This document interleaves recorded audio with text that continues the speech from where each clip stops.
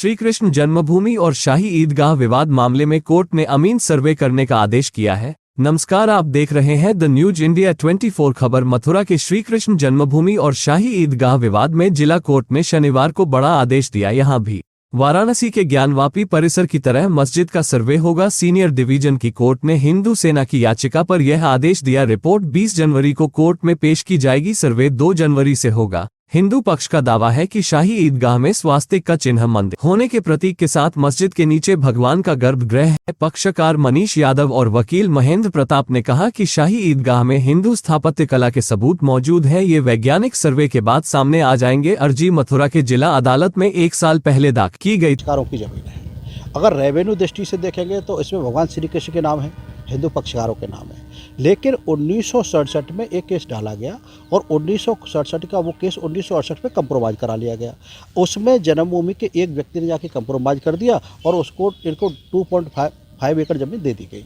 तो उस व्यक्ति को कोई अधिकार ही नहीं था इनको प्रॉपर्टी देने का। भाई एक ही प्रॉपर्टी को भी प्रॉपर्टी कैसे दे सकता है? प्रॉपर्टी थी श्री कृष्ण जन्मभूमि ट्रस्ट के नाम पर और कंप्रोमाइज़ करने वाली व्यक्ति था श्री कृष्ण जन्मभूमि सेवा संस्थान का। तो इस तरह से एक षड्यंत्र था। उस षड्यंत्र के तहत मुस्लिम पक्षकारों को ये ज़मीन दी गई।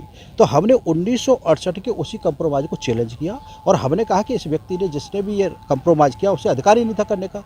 तो हमने उसको थी। वही हिंदू पक्ष ने याचिका में कहा गया कि श्री कृष्ण जन्मस्थान की 13.37 एकड़ जमीन पर औरंगजेब ने मंदिर तोड़कर ईदगाह मस्जिद बनवाई थी। उन्होंने भगवान श्री कृष्ण के जन्म से लेकर मंदिर बनने तक का पूरा इतिहास अदालत के सामने पेश किया। उन्होंने 1968 में श्री कृष्ण जन्मस्थान सेवा संघ बनाम शाही ईदगाह के बीच हुए समझौते को भी अवैध बताते हुए इसे खत्म किए जाने की मांग की। वही अधिवक्ता शैलेश कुमार दुबे ने बताया कि कोर्ट वादी की याचिका सुनवाई के लिए स्वीकृत कर ली, जिसके बाद अमीन द्वारा सर्वेक्षण कर रिपोर्ट देने के आदेश दिए गए।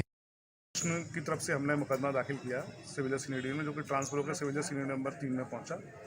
इसमें हमने अपनी डिमांड करी, 3 डिमांड करी कि जो ठाकुर जी की 5000 साल पुरानी जो जगह थी 13.37 एकड़, जिसमें कि अवैध रूप से शाही ईदगाह का निर्माण करा दिया गया। इसमें काफ़ी समय पूर्व 1967 में भी मुकदमा दाखिल हुआ था, जिसमें कि ट्रस्ट के अलावा एक सोसाइटी गठन की गई थी मैनेजमेंट को संभालने के लिए। उनके द्वारा एक समझौता कर दिया गया 68 में, जो कि अवैध था। हमने उसको अवैध शून्य घोषित कराने की सर्वप्रथम रखी है कि वो ट्रस्ट की जगह थी, ट्रस्ट का ही सारा मामला था, ट्रस्ट ही संपत्ति की माना थी। सोसाइटी को कोई अधिकार नहीं था उसको कंप्रोमाइज़ को समझौते को करने का।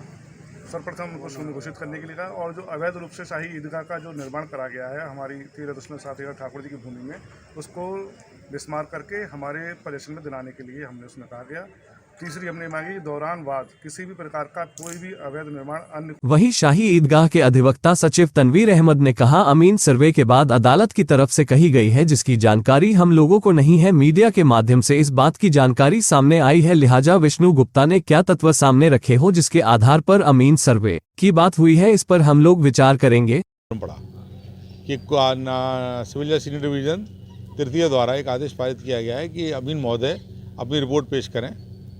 तो बड़ी हैरानी आश्चर्य इस बात का है कि जहां 15 मुकदमे लगभग चल रहे हैं, senior division civil senior division Mathura में चल रहे हैं, तमाम और अदालतों में चल रहे हैं, किसी भी न्यायालय द्वारा अभी तक ऐसा कोई आदेश पारित नहीं किया गया। सबसे पहले प्रतिवादी पक्ष को, रेस्पोंडेंट को नोटिस जारी होता है, वो नोटिस पर वहाँ पहुँचते हैं, अपने पक्ष रखते हैं, उसको सुनने के पश्चात कोई निर्णय होना चाहिए। यहाँ बड़े आश्चर्य की बात और बड़े हैरानी की बात इसलिए है कि 8 दिसंबर को ही तो दावा दायर होता है और 8 दिसंबर को अमीन रिपोर्ट के लिए आदेश जारी हो जाता है। नियम से ये लीगल आर्डर है, असंवैधानिक आर्डर है। यहाँ पे पहले प्रतिवादी गण जो आपने प्रतिवादी बनाए हैं उनको पहले आपको नोटिस जारी करने चाहिए थे। अगर हम लोग नहीं पहुँचते तब आदेश होता।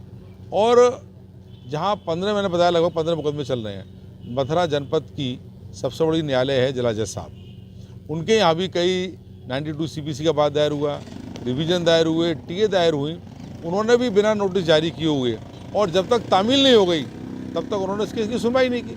तो माननीय न्यायालय ने अत्यधिक जल्दबाजी में, और लगता है ऐसा है कि वादी पक्ष द्वारा कुछ फैक्टों को छुपाकर तथ्यों को तोड़ मरोड़। Bureau report, the news India 24।